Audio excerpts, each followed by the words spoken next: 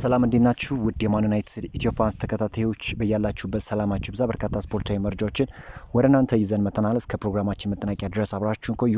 ለቻናሉ አዲስ የሆናችሁ ቻናሉን ሰብስክራይብ እንዲሁም ቪዲዮ ላይክ እና ሼር ማድረግ ፈጽሞ እንዳይዘነጋ። ማንቸስተር ዩናይትድ እንግዲህ የሚከተለውን የተረጋገጠ ገቢ የሚያገኝ ይሆናል። የፕሪሚየር ሊግ ውድድር በሶስተኛ ደረጃ በማጠናቀቁ ምክንያት በአቀራረብ 47.7 ሚሊዮን ፓውንድ ገደማ የሚያገኝ ይሆናል። ለሻምፒዮንስ ሊግ ማለፉን ማረጋገጡን ተከትሎ 30 ሚሊዮን ፓውንድ ያገኛል። አጠቃላይ የተረጋገጠ ገቢ 80.7 ሚሊዮን ፓውንድ ገደማ ይደርሳል። ይህም ከስታዲየም ጨዋታ ቀናት፣ ከቴሌቪዥን ስርጭት መብትና ከስፖንሰርሺፕ ውሎች የሚገኘውን ገቢ ሳይጨምር እንደሆነ ይታወቃልና በተለይም እነዚህ ገቢዎች ወደፊት ለሚያደርጋቸው ዝውውሮች ወይም ለሚፈጽሟቸው ዝውውሮች ወሳኝ ናቸው ተብሎ ይጠበቃል። በዛሬው ዕለት እንግዲህ በርካታ የዝውውር መረጃ ይኖረናል። እስከ ፕሮግራማችን መጠናቂያ ድረስ አብራችሁን ቆዩ። ዩናይትድ እንግዲህ በራዳሩ ውስጥ ካስገባቸው የአማካይ ስፍራ ተጫዋቾች ጋር በግል ጉዳይ ዙሪያ እያደረገ የሚገኘው ንግግር እድገት እያሳየ ይገኛል ተብሏል። ይህንንም ተከትሎ የክረምት የዝውውር መስኮት ሲከፈት ክለቡ ነገሮችን ለማፋጠን እንደሚሞከርም ይጠበቃል ሲል ታማኙ ዘ አትሌቲክ ዘግበዋል።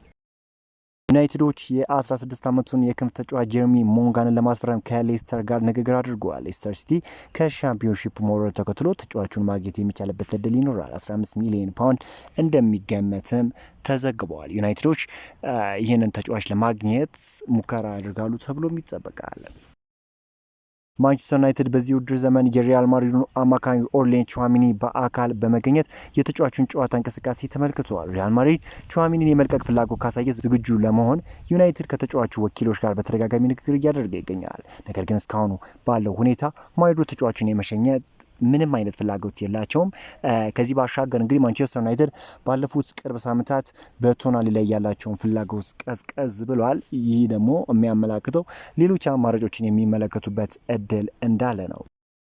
ዩናይትድ ለአንደርሰን ዝውውር ከ100 ሚሊዮን ፓውንድ በላይ አያወጣም ተብሏል። ኖቲንግሃም ፎረስቶች ለኢሊዮስ አንደርሰን ዝውውር የሚጠይቀው የዝውውር ዋጋ 100 ሚሊዮን ፓውንድ በላይ ሊያልፍ እንደሚችል ይታመናል። ዩናይትዶች ለዚህ ተጫዋች ያን ያህል ገንዘብ አውጥቶ ያስፈርመዋል ተብሎም አይጠበቅም። ተጫዋቹ በጣም ፖቴንሻል አለው፣ አቅም አለው።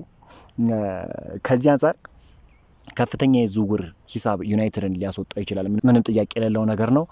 ነገር ግን ዩናይትዶች አሁን ከፍተኛ የዝውውር ሂሳብ ከ100 በላይ ሊጠይቁ ይችላሉ ኖቲንግሃም ፎረስቶችና ያንን ነገር የማድረግ ፍላጎት እንደሌላቸው እየተገለጸ የሚገኘው ተጫዋቹ ፖቴንሻል እንዳለው ወደ ዩናይትድ ቢመጣ ዩናይትድን የሚጠቅምበት እድል እጅግ ሰፊ እንደሆነ ምንም ጥያቄ የሌለው ነገር ነው። ስታቱን ገብታችሁ መመልከት ነው። ተጫዋቹ ያደረጋቸውን ስታት በማጥቃቱም ረገድ ሆነ በመከላከሉ ረገድ በጣም ኳሊቲ ያለው ተጫዋች፣ ተጽዕኖ ፈጣሪ፣ ወቅታዊ አቋሙም በጣም ጥሩ የሚባል ነው ከሌሎቹ ተጫዋቾች አንጻር። ዩናይትድ ይህንን ተጫዋች በቀላሉ ያገኘዋል ተብሎ አይጠበቅም። ነገር ግን ይህንን ተጫዋች የሚያገኘው ከሆነ ምን ጥያቄ የለውም ወደ ዩናይትድ ቢመጣ የሚሰጠው አስተዋጽኦ ላቅ ያለ እንደሆነ ምንም የሚያስገርም ነገር አይደለም። ታዲያ ማንቸስተር ዩናይትድ የካርሎስ ባሌባን ዝውውር በተመለከተ አሁንም ቢሆን እየተከታተሉት እንደሆነ እየተነገረ የሚገኘው ዩናይትዶች እንግዲህ ባለፈው ክረምት ካርሎስ ባሌባን ለማስፈረም ንግግሮች አድርጎ የነበረ ሲሆን በወቅቱ ከተጫዋቹ ጋር በግል ጥቅሞች ስምምነት ላይ ደርሰው ነበረ።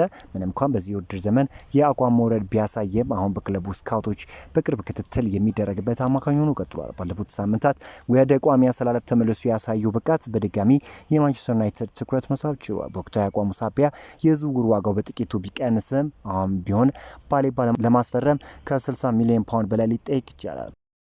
በሌላ በኩል የሚድስቡሩ አማካኝ ሄደን አኪኛ አሰልጣኝ ማይክል ካሪክን ጨምሮ በዩናይትድ አመራር እጅግ የሚደነቅ ተጫዋች እንደሆነ ይታወቃል።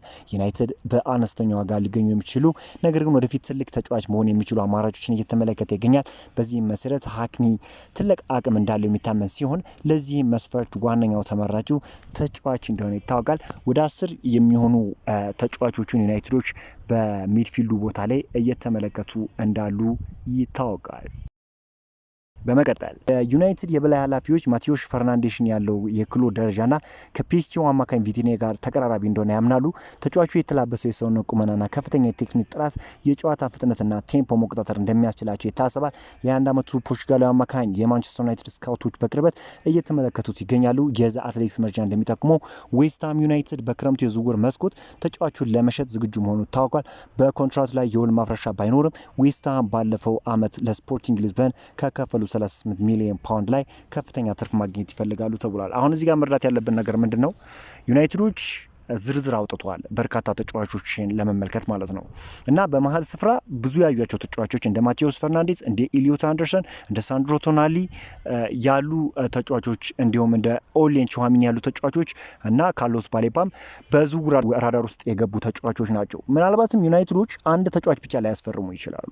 እስከ 2 ጥሩ የሚባሉ ሚድፊልደሮችን የሚያስፈርሙበት እድል ስላለ ነው እንግዲህ በርካታ ተጫዋቾችን እየተመለከቱ ያሉትና ከዚህ አንጻር ይህን ያለ ያስገርማችሁ አይገባም። በርካታ ተጫዋቾችን ቢመለከቱ 2 ሚድፊልዶችን ያስፈርማሉ ተብሎ ይጠበቃል። ምክንያቱም ማኑኤል ኡጋርቴ በክረምቱ የዝውውር መስኮት ማንቸስተር ዩናይትድ ይለቃል ተብሎ ይጠበቃል። ካዝሜሮ ከማንቸስተር ዩናይትድ ጋር እንደተለያየ ይታወቃልና በክረምቱ የዝውውር መስኮት ዩናይትዶች በርካታ የሚድፊልድ ቦታ ተጫዋቾችን ቢመለከቱ ይህን ያህል አስገራሚ ላይሆን ይችላል። በጣም ኳሊቲ ያለው ተጫዋች ግን ወደ ዩናይትድ ቤት እንደሚመጣ ምንም ጥያቄ የሌለው ነገር ነው። ታማኝ የሚባሉት ዘ አትሌቲክስ፣ ፋብሪዚዮ ሮማኖ፣ ዴቪድ ኦርንስተን ይህንን ነገር የሚያጠናክር መረጃ እየለቀቁ ይገኛሉና በቅርቡ እንግዲህ ወደ ታርጌታቸው ይገባሉ ተብሎ ልክ የዝውውር መስኮቱ እንደተከፈተ ወደ ድርድር የሚገቡ ይሆናል። ዩናይትዶች ደግሞ አሁን አዲስ ያመጡት ሀሳብን ታውቃላችሁ እንግዲህ አንዴ ወደ ድርድር ከገቡ ያንን ተጫዋች በተለይም ተጫዋቹ ወደ ዩናይትድ የመምጣት ፍላጎት የሚኖረው ከሆነ እስከ መጨረሻው ድረስ ይፋለማሉ ተብሎ ነው የሚጠበቀው።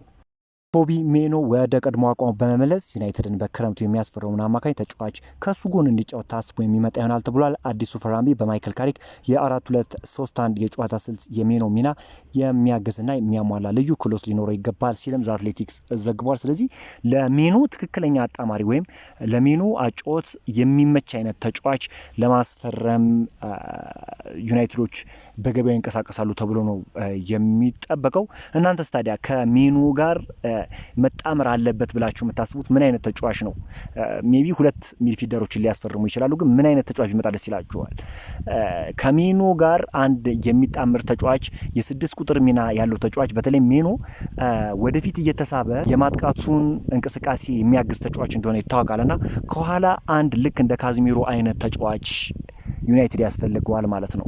ለተከላካዮች ሽፋን የሚሰጥ ቡድኑ የተረጋጋ ወይም ጥሩ የሆነ ውጤቶችን እያስመዘገበ እንዲቀጥል ግዴታ አንድ የ6 ቁጥር ሚና ያለው ተጫዋች በሚገባ ተከላካዮችን የሚያግዝ ተጫዋች ያስፈልጋል ማለት ነው። ስለዚህ እንደኔ እይታ ከሆነ በመከላከሉ ረገድ በጣም ጠንካራ የሆነ ተጫዋች ዩናይትዶች ሊያስፈርሙ ይገባል። እንደ ካርሎስ ባሌባ፣ እንደ ማቴዎስ ፈርናንዴዝ ወይም እንደ ሳንድሮ ቶናሊ አይነት ባህሪ ያላቸው ተጫዋቾች ለማንቸስተር ዩናይትድ ይረዳሉ የሚል ሀሳብ ነው ያለኝ። በመከላከሉ ጥሩ የሆኑ ተጫዋቾችን ዩናይትድ ለማስፈረም ይጥራል። ነገር ግን የኢሊዮት አንደርሰንም ሁኔታ አይከታተሉትም ለማለት ይከብዳል። ምንም እንኳን ተጫዋች ወደፊት እየሄደ ኦቨርላፕ ቢያደርግም ጎሎችን ቢያስቆጥርም የጎል አስተዋጽኦም የላቀ ቢሆንም ነገር ግን ዩናይትዶች መጀመሪያ ቅድሚያ የሚሰጡት የካርሎስ ካዝሜሮን ተተኪ ትክክለኛ የሆነ የ6 ቁጥር ሚና ያለው ተጫዋች ይሆናል ተብሎ ይጠበቃል። አብራችሁን ስለቆያችሁ ከልብ እናመሰግናለን። በዛሬው ዕለት ዩናይትድ የተመለከቱ ስፖርታዊ መረጃዎችን ይመስላሉ። በአዳዲስ ስፖርታዊ መረጃዎች እስክንገናኝ መልካም ተመኘ ነው።